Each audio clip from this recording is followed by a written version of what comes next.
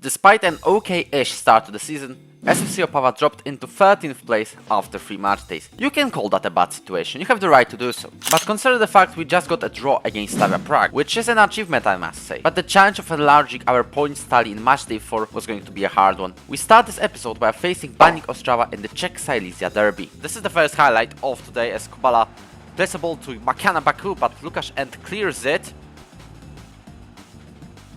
Although I'm hearing this is a penalty for whatever reason. For whatever reason, it's a pen. He just cleared the header.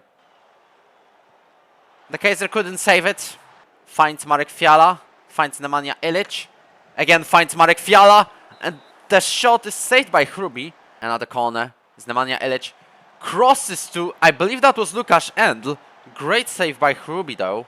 As Nemanja Ilic wins possession. And launches a counter for us. Can shoot, shoots over the bar. Takes the ball onto his chest, Jonathan Robert drives inside, and I think Miloš Jirkal was kilometers offside. He indeed was offside. Gets the ball again, and I thought he's going to cross it, but passes to Tetur. Lukashenko finds Schulmeister, finds Zovan. Jonathan Robert passes to Jirkal. We're going to lose the game 1-0 after a penalty in the 2nd minute. There's positive, because we are creating chances, but not enough to score. It was a loss, but at least a close one, indicating the progress we've made from last season. In the game against Levan Liberec, we scored twice, with Jirkal getting a tap-in and Halupek scoring a header. But I have a question. How did the defender from Slovan stop this? Can anyone explain? And what's more, Filip Zovan dropped any concerns over the dressing room atmosphere. Very interesting. What is more interesting is that before that game I brought in Yalcin Kayan, who is a great box-to-box midfielder for us. He is meant to replace Erwin Saveja, who I thought we could get an intermediary to prepare a deal for. But he got injured. Unfortunately, we have someone named Emil Tischler in the team, who, I will clear that instantly, is our backup defensive midfielder. Once again, a defensive midfielder. And he's worried I signed Kayan to replace him. Yes, I signed box-to-box midfielder to replace a ball-winning midfielder. Dear Myers Jacobson, where is the I brought in Kayan to play in a different role than Tischler thing? This is why in the game against Viktoria Pilsen, I decided to start neither Kayan or Tischler, but Rodrigo Sam instead. The guy got sent off 40 minutes in after fouling Alexandre Lacazette.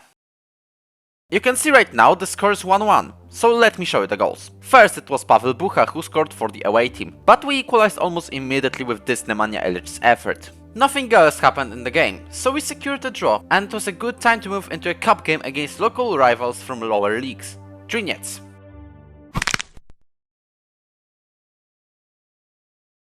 Oh shit. Here we go again. For those wondering what the result was, doesn't matter.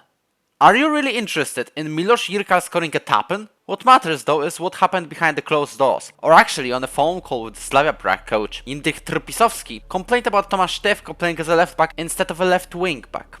Like it makes any difference. I tried convincing him that he plays a lot and that's important, but it played no factor. Jindřich brought Tomáš back because he was playing like 5 centimeters deeper than agreed. We tried buying him for 450k, but he also found some massive difference between these two positions. So I guess this is our second left back now. And for those wondering, in the next round we will play Vyshkov from the 2nd division. Returning to league action, we played relegation candidates Bohemians Prague. Nemanja Ilic compensated for his red card with this wonderful strike. But it wasn't a one-sided game, as Matuszek from the hosts had 2 chances. Once he was offside and the other missed it. Filip Lecha solidified the advantage with this first-time shot, and it could have been even better if Jonathan Robert scored this, or Marek Fiala grabbed the goal of the season. Bohemians pulled one back, but other than that, it was a very calm ending to the game, as we found ourselves in 7th. Climbing higher up the ladder was an option with Blecha scoring against Karvina, only to cancel it all by himself by being unable to clear the ball from a free kick. Nothing really happened as we came close to the 92nd minute. Stepanek launched a long ball up front, but despite Blecha winning header, it was cleared by Holec. Kayan got to it and crossed to Marek Fiala, who surely scored in here, right? Right? And it seems we have a huge striker problem, because Dominik Breda at the very start of the game against Sparta Prague missed this. But worry not, because minutes later we got another highlight. Wouldn't make a difference if Jonathan Robert makes a free kick. What a strike!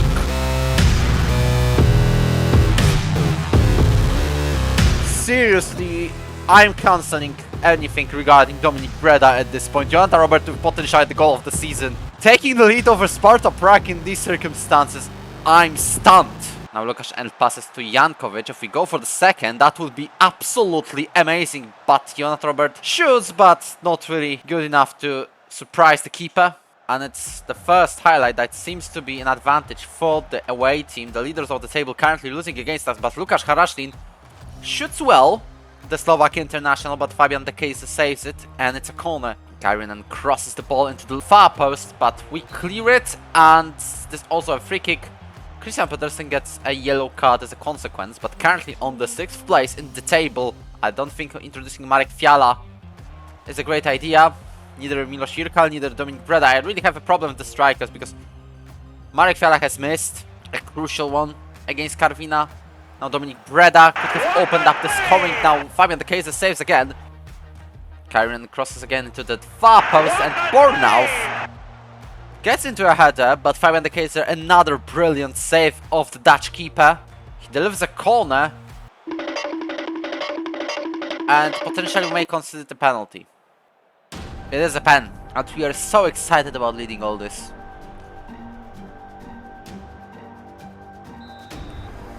Vladislav Krejci steps up, scores. What a strike, by the way, very powerful. We revert it all back though, as Filip Blecha gets the ball, passes onto the left side. Jonathan Robert already scored the goal today. And now potentially giving us another penalty.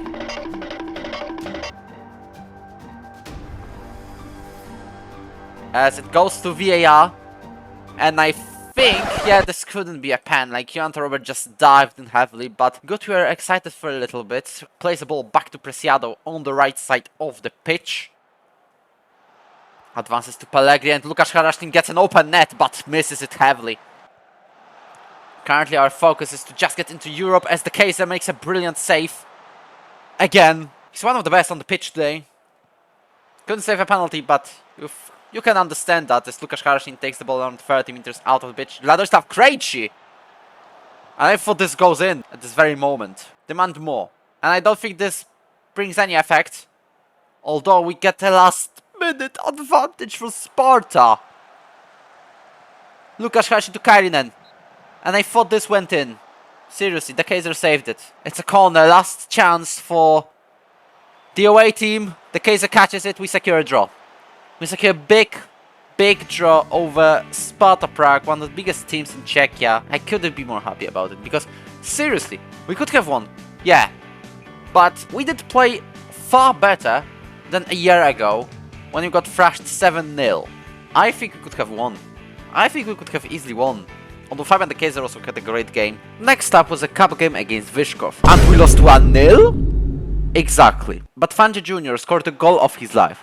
So fair enough. We could have equalized, but Marek Fiala was marginally offside in this situation. It's not like we focus mainly on getting into Europe through the league, which was proven by our performance against Teplice. Jonathan Robert opened up the scoring, and while Teplice was busy doing nothing, we launched the counter, finished by Milos Jirkal. We overtook our opponents in the table into 8th, but a drop was imminent as we lost 1-0 against Sigma Olomuniec. That did not change a thing though, because I genuinely might be one of the favorites in Opava. Yes, I got offered a contract in September. Of course I accepted it. With that out of the way, it's time to see what happens to Czech clubs playing in Europe. We have 2 clubs playing in league phase, Slavia and Sparta from Prague. The ones from Vinohrady have made it to the Subscribers League. I meant... and even got a draw against Manchester City. Sparta, on the other hand, plays in the Conference League, and based on the first game, they are likely to at least reach the knockout playoffs. Banik Ostrava missed out on Conference League football on penalties against Pogoń Szczecin, while Sigma Olomuniec got knocked out in the 3rd round against Slovenian side Mura. Brilliant news, we're leading the coefficient charts for this season. Bad news, this doesn't change our position in the 5-year period.